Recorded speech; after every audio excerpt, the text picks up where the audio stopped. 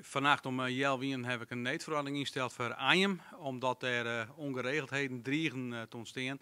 En met zijn noodverordening is de politie besteed om mensen die op dat moment niks te ziek in hebben in Ajem, om die te zitten van je maakt je voortwijzen en dat ze dat net toch kunnen gearresteerd worden. Je weet nooit precies wat er barre zal, je weet wel wat barre kennis zo. En daar hebben ze op daaruit al op het moment dat wij terugkregen dat er een oproep was om je te voeren bij de McDonald's in Dokkum te verzamelen om van daaruit naar Ajem te rijden.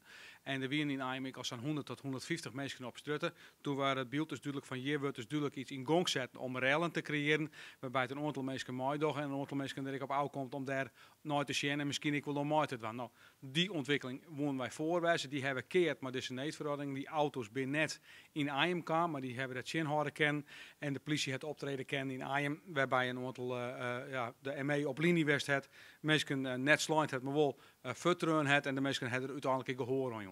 Wat wel heel vervelend west het in deze situatie is dat de ME wie bezig om de mensen van sturt uit te krijgen en daarbij is een politieman is met een bierflesje in het gezicht bekoegelen worden. Het heeft toch zwier eegletsel op rond en is naar het ziekenhuis gehaald. En dat is natuurlijk een verschrikkelijke situatie voor die politiecollega. Wat een heel grote impact heeft op de collega's. Gelukkig hebben de dader die dit flikt heeft, om het samen te zeggen, die hebben in de kraag pakken kennen. En wat mij betreft krijgt hij een net malse straf. Ja, en nou moet al die zoenen naar komen. Wat verwacht je daarvan?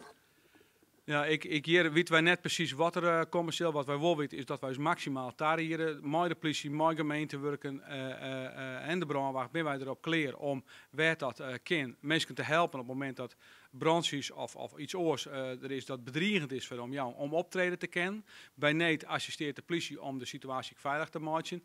Veiligheid staat bij ons voor alles. Dus we hopen echt dat we dat garanderen kunnen. Maar we zijn natuurlijk net helemaal wist van dat het joen heel erg rustig bloedt. Het waar is net zo heel noffelijk, dus hopen dat dat zo bloedt. Maar ik ben er net heel dol gereisd op.